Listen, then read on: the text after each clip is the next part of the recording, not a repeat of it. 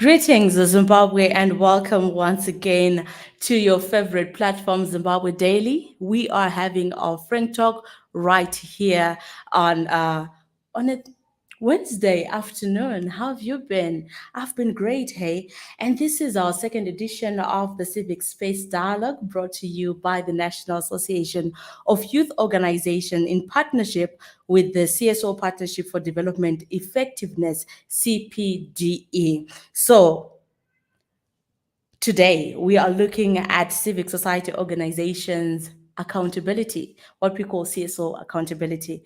Trust and accountability are central for civil society organizations to work and thrive. People and organizations bestow trust on CSOs to advocate and work for their needs and priorities.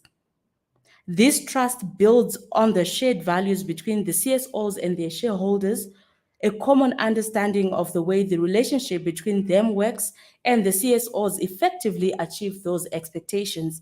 When the CSO meets the expectations of its stakeholders, it is accountable and becomes a credible partner and actor. If CSOs are trusted and deemed accountable, people and organizations collaborate with them more closely and frequently. Donors have confidence that resources are being used wisely, and staff and volunteers are empowered to achieve the CSO's objectives. CSOs have a long history of supporting people and other organizations to improve their lives. Since the 1980s, CSOs have gradually become more powerful actors in the development sector. The adoption of neoliberal policies led to the decrease in public expenditure, limiting the capacity of the state to address people's needs. In parallel, the new push for democratization and good governance led to the consolidation of CSOs as a trusted partner for service delivery and advocacy. From 2001 to 2009, the official development aid channeled through and to CSOs almost doubled. So the official development and aid that has been channeled to CSOs has almost doubled from 4.7 billion to 9 billion US dollars. More influence and power brought with it a greater responsibility and pressure for CSOs to be accountable to their donors, governments, partners, and the people they work for and with.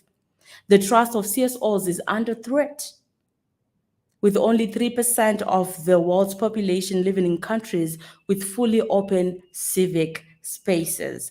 The repression of civil society has taken many forms, from regulatory and judicial restriction to violent killings of activists, which have been justified on grounds of national security, public order, and anti terrorism measures, and are usually accompanied by efforts to delegitimize civic society. Today, we want to talk CSO accountability in Zimbabwe. Join me after this break as I introduce to you my guest in studio with me today.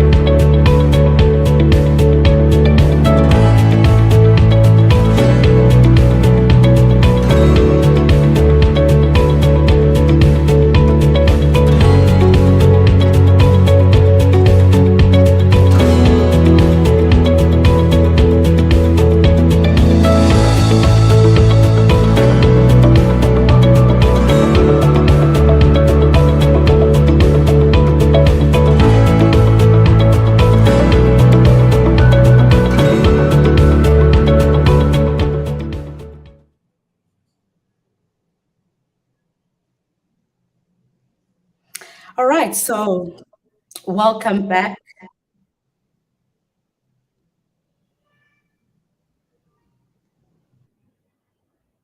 All right, I was just hearing some feedback there. Okay, excellent. So, welcome back to our conversation right here on Zimbabwe Daily. This is the Civic Society's dialogue. Welcome. Oh, thank you so much. You may want to introduce yourself to our viewers. Okay, my name is Abosanda. I'm a social and economic justice activist. I also work on child rights. So I am an active participant in Zimbabwe's civil society landscape. So that's the introduction. Ah, excellent. Now, as we start this conversation, maybe you can just start by telling me what CSO accountability is. Okay, for us to have a clear picture of what is CSO accountability, we have to look at the position where CSOs occupy in the socio political landscape. CSOs occupy a space which is between the government and the private sector. Right. The private sector is controlled by the need for profit and other deliverables for businesses, Right. and the state have got its own mechanisms like the checks and balances embedded in the constitution, which provides accountability in that front. But the CSOs in this gray space doesn't have like solid mechanisms and frameworks which actually makes them be it accountable to the people they serve or even accountable to themselves. So CSO accountability is a set of standards, values, and frameworks which takes CSOs out of this gray area to become a little bit less opaque and also a little bit more visible to the public, and also giving space for people to actually question the operations of CSOs and contribute to their operations, and understanding the role of CSOs in development, in pushing development. This is very critical, that the people they serve, especially their constituents, people living in fragile situations, people living in poverty, these people need to push CSOs to actually come to a point where the goals of the individuals they serve Right. are aligned with the goals of CSOs, as well as their donors and other partners, including the government. So CSO accountability is just a framework of rules, regulations, values, which actually make sure that CSOs are accountable to their constituents and Yeah. also to their partners. Because there's a belief that we've suddenly seen of late where people believe that CSOs are money making tools for individuals and they are not really pushing the developmental agenda. Now, I want to know how important this whole aspect of CSO accountability is to vis-a-vis the Istanbul principles. How much valued is accountability? Okay, so the Istanbul Principles gives a framework of some sort, a framework which I actually referred to in the introductory question about what is CSO accountability. Right. It is a framework of accountability. What are the principles which should be which CSO should be anchored on? For example, the first principle, which talks on social justice and human rights, that is a certain standard that when CSOs are operating, they should be grounded on making sure they value human rights and they value social justice. It also talks about accountability. I think that's principle number 5. It talks about accountability, and also number 7 talks about mutual learning with other organizations. Okay. So the Istanbul principles give a framework on which CSOs should operate from for them to be accountable, for them to be transparent. So this is like a framework where organizations, when they start, they may not have a written down a order of how they are going to be Right, accountable to the people, right. how they are going to be accountable to other constituencies. So at the point where you incorporate the Istanbul principles, now you have a framework of accountability. And if you live up to the standards which are set by the Istanbul principles, you will be an accountable and transparent CSO. And in the Wow. Zimbabwean context, that can also address the questions you were saying about some people seeing them as ways of making money or something like that. Right. But if you live up to the Istanbul principles, it will be clear that the direction that you are taking is developmental, and it actually aids in the effectiveness of development. Right. I think the issue of effectiveness and sustainability is at the center of it all. Like, after what you have done, you've come into our area, you've introduced there's new ways of doing things, or we've been partners in terms of developing, but how can we sustain ourselves around those issues? Now, I want to know some of the ways that CSOs exercise accountability and transparency. The first thing is, again, I want to refer you back to the instable principles, where there is a principle which talks about giving ownership to the people, the beneficiaries of whatever you are doing. It should be centered on democratizing your work. So CSOs, and also CSOs in Zimbabwe and also across the world, they make sure that the people they serve, their constituency, have a platform to give input on the program, what is to be done, and Right. also how are they going to achieve those goals, and also on evaluating those goals. So that is like a pillar where you make sure that the people you are serving, you are not just making decisions in boardrooms and in offices or with donors, but you are Right. making decisions with the people, because development is about assisting the people in their own developmental journey, not in your developmental journey. Right. So if people set their own agenda, they contribute on the how and also contribute on evaluating the results. That is the very best way to make sure that there is accountability and there is transparency in the process. But also, let me add this. When you talk about the CSO accountability, it's not only about the constituents that you are serving, but also partners in the journey. We're talking about the government, we're talking about different government departments, ministries, districts, and local councils, and also donors and other partners who actually help you to achieve the goals that you want to achieve. At that level, you should make sure that there is mutual monitoring. Are we monitoring the progress that we are making together? Right. Because even when you are concentrating on the constituency, the donor community and other partners, without a clear view of what you're doing, it may not make much sense on understanding what you're doing. So there is need to make sure that there is mutual management of the development process together with all partners who are stakeholders to the developmental process. Interesting that you raise those points, because when we look at Zimbabwe, for instance, we have the private voluntary organizations bill that is in parliament right now, and my question is, what is your view? Like, what do you make of the provisions of the PVO amendment bill with regards to accountability of CSOs? The first thing is the government has a role to regulate the operation of private voluntary organizations, the operation of CSOs. Naturally. Yes. So in that space, the government came up with a bill which, in my understanding and reading it twice and over again, you start to see that there are certain provisions which go beyond the accountability frame, which now become more of an infringement on the operations of CSOs. Okay. For example, there is a framework where if you go through the PIVO bill, the minister is given a lot of powers.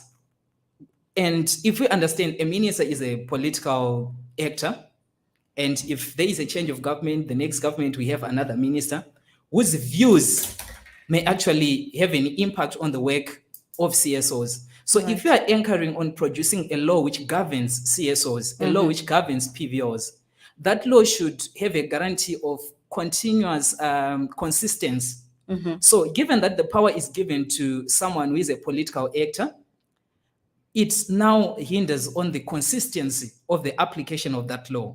So the main thing that I think CSOs have to start to think around is try to influence the government in trying to reconsider some of those provisions. Because when you look at it closely, you find out that CSOs will be more limited, and the right to associate will actually be limited, and the right to operate itself will be hindered. So as people, a lot of people depend on the work of CSOs.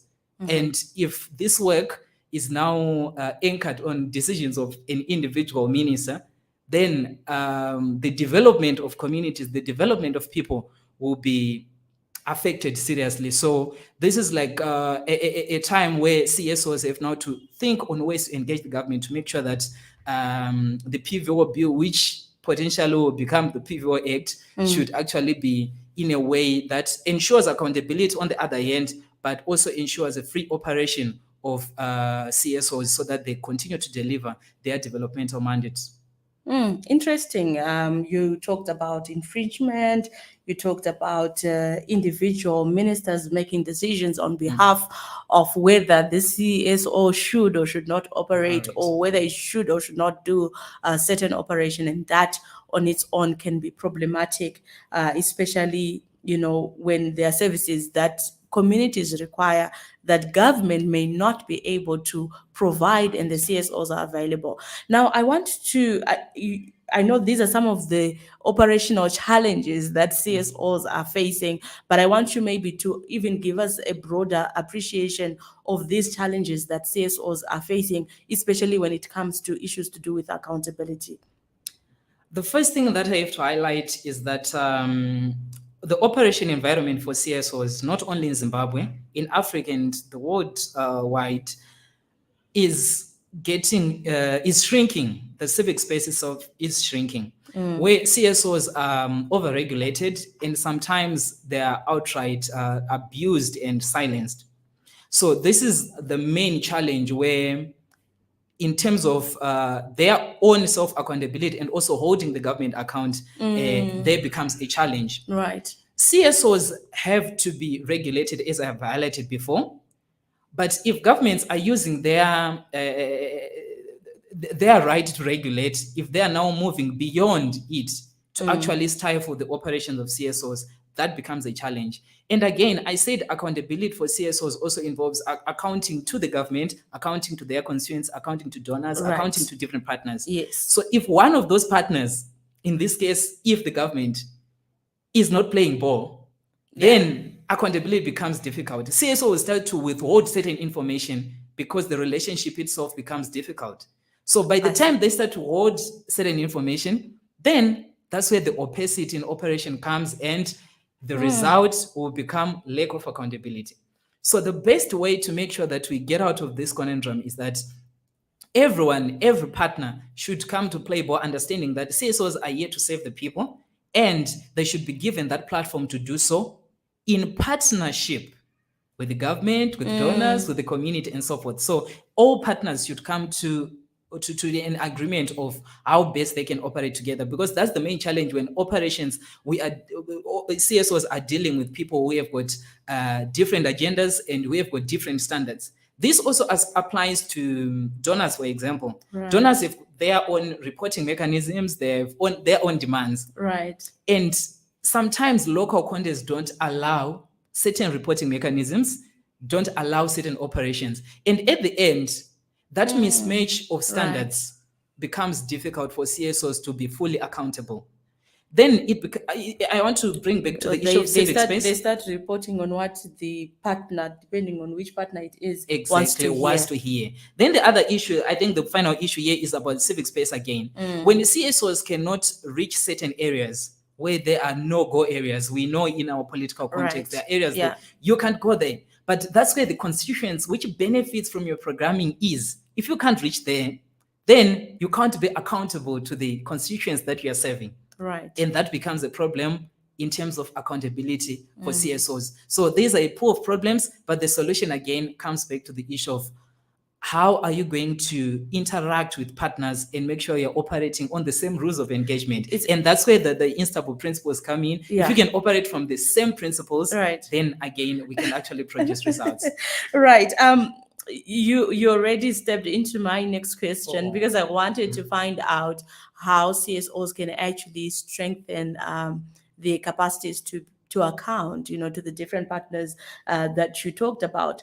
But I just wanted to highlight something that you raised in what you were talking about, the opacity in operation, and every partner having a different sets of standards, thereby even affecting the quality or the type of report back that they then get.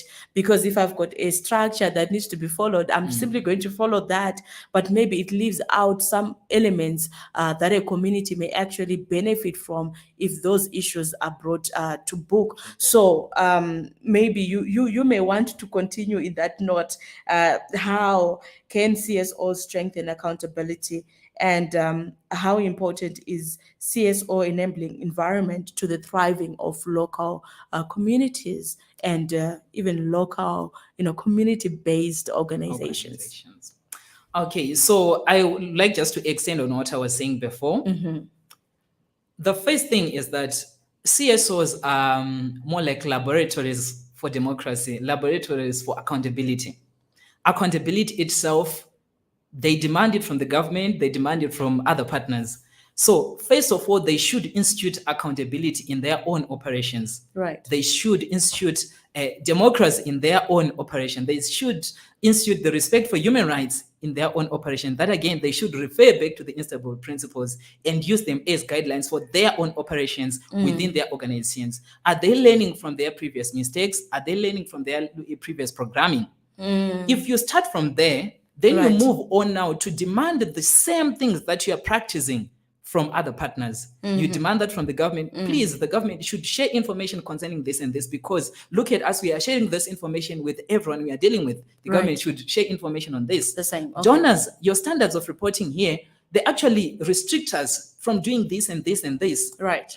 Look how we are operating. We are producing results doing this and this and this. So again, you move from a space where you are practicing what you are preaching and making sure that you convince others from the things that you are doing, not from a context where you are not democratic in your operations, you are not transparent in your operations, you are leaving out social justice issues, you're leaving out human rights issues in your operations, and you start to demand other partners to do that. So CSOs should go back to the Istanbul principles, practice them in their own organizations, and start to ask other partners to actually implement them. I am sure that will work. Right. So the Istanbul principles become central in how CSOs should be operating in Zimbabwe. Exactly. The Istanbul principles is just a framework. There are not so many, 8 principles, Yeah, 8 which can principles. actually be operationalized in Reasonable. your day-to-day operations. Right. So that's from a context where I feel like, especially the community-based organization, as you mentioned, Right, they may yes. not have a big budget. They may not have bigger constituents which ask a lot of questions, or a constituents which is more demanding on knowing a lot of things. But the best thing that can do is when they use these standards at local level, Right. it will actually build their own operations to a bigger level and actually put them on the map and start to build new engagements with bigger organizations, with bigger donor players, and also not put them in crosshairs with the regulatory institutions like the Right. government. So the Istanbul principles, this is the rock on which CSOs have to build their houses. Istanbul have to be the rock upon which CSOs build their operations. Thank you so much for joining me in this conversation. I think I am richer as a community development student. I think I've learned quite a bit about the work of CSOs and how much work still needs to be done in order to allow CSOs to actually operate and be effective. Okay, thank you so much for having me. Excellent.